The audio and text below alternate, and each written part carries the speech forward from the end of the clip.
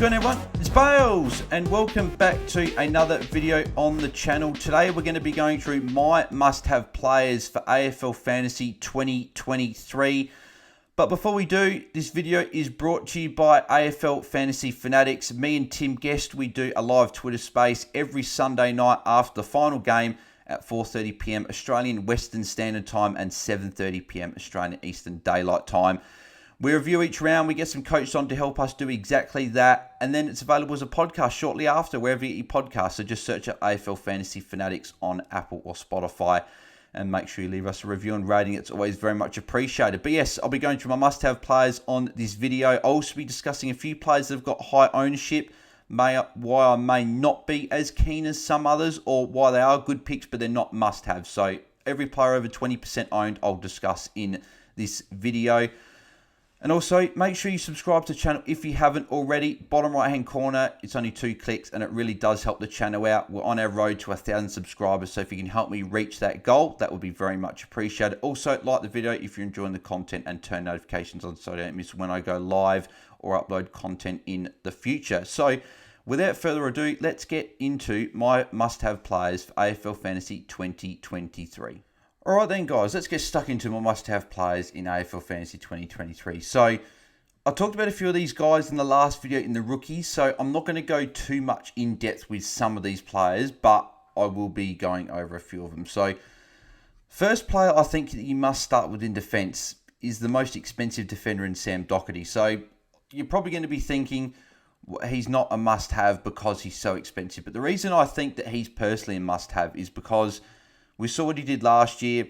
He went at a ridiculous amount. What was his exact average? His exact average was 110.3, played all 22 games when we didn't think he was going to even play, and he was clearly the number one defender. I think this year he'll be the clear number one defender again, and the fact that he's going to have a full preseason, I think he can push that 115 mark, which would put him, I think, over 10 points better than the next best defender. So for me, that makes him much more valuable than what his price is, because he's going to be a lot better than the next best. He's only about 60 or 70k more than Sinclair. He's, I think, just under 100k more than Dawson. I think he's going to comfortably average more than those guys and then everyone else. So that's what I do think it's worthwhile starting with him, even though he is at such heavy price tag. I just think that because there's no value in defence, I think Doherty's the guy that you go for. So I think that he is a must-have. I also think that I don't think any other premiums are must-haves, because I think they're all fairly priced. There's a few mid-prices there, and one of them, I think, is Elliot Yeo. I think you have to start with him. He's been fit all pre-season. Touch wood that he doesn't get injured before the season starts, but everything looks fantastic. He's been training really well, played well against the Crows, 50-50 split between defence and midfield, so which is good. So I just think 625k for a guy that could, I think he can push the top 6. I think he can fit near there. I think he can go at 90 plus, and I think if all goes well, I think he can go 95 or more if he's playing that midfield run goes well, because he's averaged over 100 multiple times, so why can't he go 95 plus? So for me, he's a must-have, barring any setbacks before the season starts. Besides that, I think it's the rookies. So we talked about Ruben Jinby. I think he's a must-have defender to put back there on our field as our D6. So, yeah, I think just lock him away. He played 50-50 split between midfield and defence. I think he will probably play more defence out of the two, but I think there'll be a little bit of an even split between those two roles, and I think he'll score solid. I think he scored 65 or something in like 51% game time or something, which is very, very impressive for a rookie. So, for me, he's locked there. For me, they're the only 3 defender locks for me. So, like Darcy Wilmot would be, I think he's going to be in our teams if he's playing in round 1. Same with Campbell Chesser and Alex Chincotta, who are the next 3 most popular players. So Nick Dacos is next.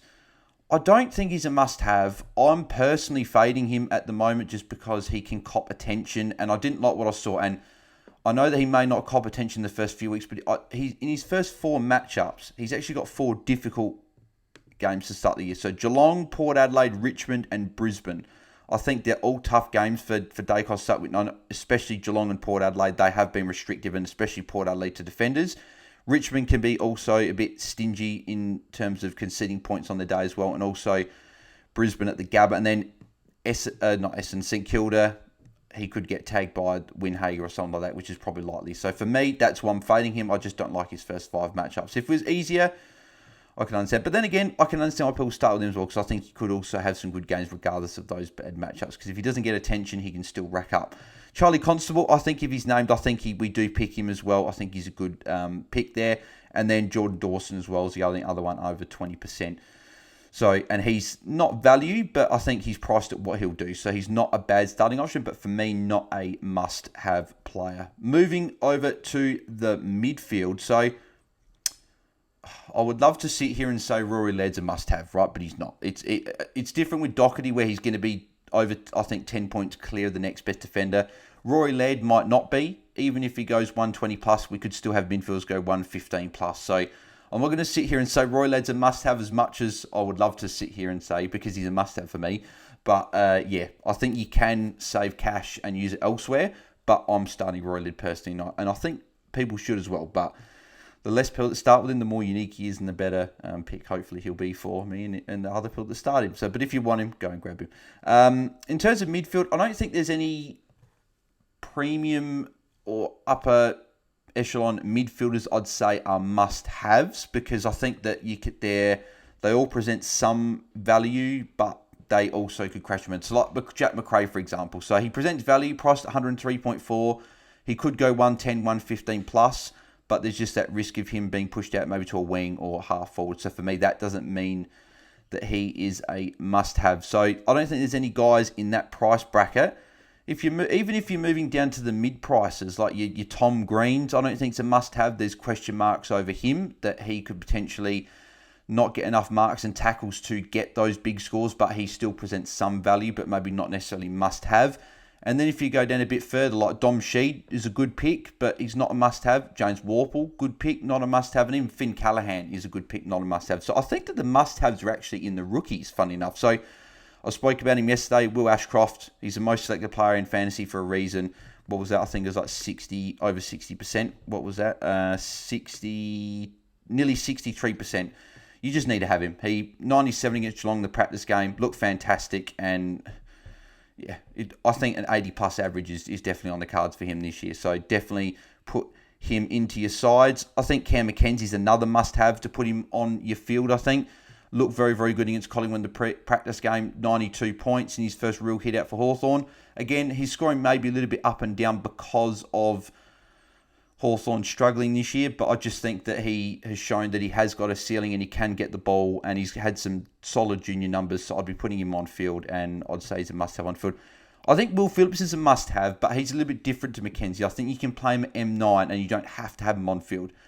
I'm personally for having him on field, because I don't know if a lot of coaches, because if you get starting a Doherty and a Dunkley, who we'll speak about in a sec as well, if you start a Laird or a Steele or an Oliver or an Andrew Brayshaw or something like that, M1, you're going to have to play these rookies. So I put up a poll yesterday. Make sure you go and vote that on Twitter as well. I'm interested to see how many rookies you guys are playing on field. I think I said 4 or less, 5, 6 or 7 or more. I've currently got 6 in my current side. I would love to push for 5, which would mean Phillips would move to the bench. But with cash, I think 6 is what I'm looking with at the moment. But Phillips is a guy that you can have on field or on your bench. I don't think it's too much a worry. West Coast up round 1 as well is a good matchup, so he could score well there. And then in terms of guys on the bench as well, you've got the 3 rookies I just said. Then you've got like an Ollie Hollands, who I spoke about yesterday as well. Besides that, there's no real must-haves in the midfield, I don't think, as well. But yeah, some of the guys that are like selected by a lot, we'll speak about a lot of these guys in the forward line, because as you can see, the forwards present value and a lot of them are mid-forwards. So that's why they're going to be heavily picked. So Warp, I spoke about, a good pick, not a must-have, but he looked very, very good against Collingwood. I've currently got him in my side, and I think he'll be good. I spoke about Laird at the start. I think he's a very good pick. I remember when he was under 14%. Now he's nearly 26%. So people are starting to jump on and get that safe, secure M1, I would imagine, and then safe captain option each week. Tom Green, I spoke about. Andrew Brayshaw is a good pick as well. He's obviously expensive, but he does have that Marcus Winhager tag potentially round 1. But after that, he's actually got some good matchups. He's got North Melbourne, West Coast and Adelaide, and even Gold Coast after that. So he's got a good run a month after that. So if you start with him and you're happy to wear that tag round 1, he's got 4 good weeks after, so he's also not a bad pick. Moving to the rucks, as you can see in the thumbnail as well, one of the two guys there, I think Ryan Marshall's a must-have. It's as simple as that. I think, again, he could be 10 points clear of the next best ruck. He could average 110. He's averaged near, I think he's averaged over 110 when he's had the solo ruck for St Kilda. So for me, priced at 800k, he's priced an average of 91. I think he goes maybe 14, 15 points better than that. I think he goes 105 plus. So for me, that means he's a must-have, and I think he's a clear R1. In terms of other rucks that are owned by a lot of people, so Tim English is obviously the guy that a lot of people have got in their sides. I currently don't have him in my side. I'm just worried about the niggles in the preseason.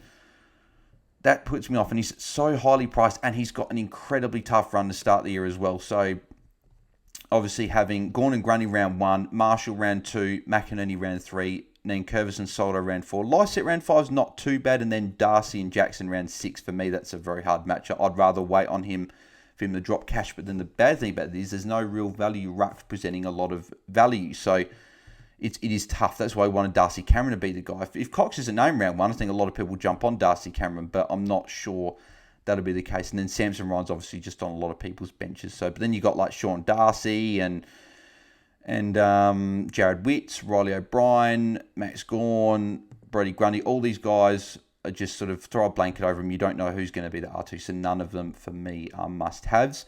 And then moving to the forward lines, this is probably going to spend a bit of time talking. So for me, the other guy on the thumbnail, Josh Dunkley, for me is a must-have. I think he could be the highest scoring player in the game.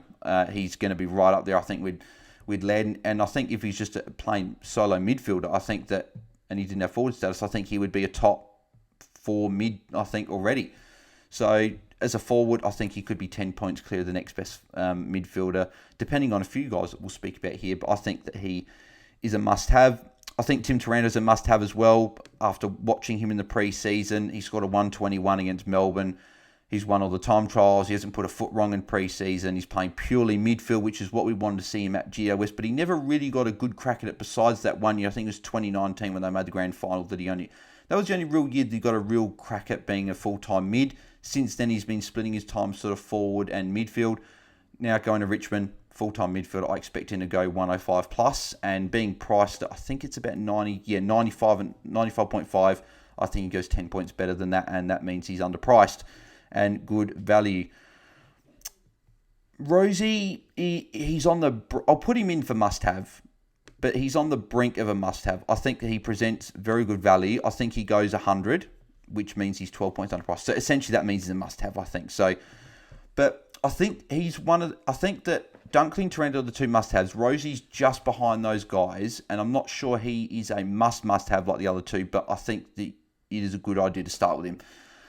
He hasn't really copped too much attention, but I think he's a dynamic player. I think he can actually escape the tags. So it's going to be interesting to see how he does. But personally, I think he will be able to escape them. So, yeah, I just think he played so well last year, scoring, I think he ended off with some massive scores, like some 120s and stuff like that. So, yeah, if he can go at 100 plus, that means he is very, very good value and a top 6 forward. So I think he's a must-have.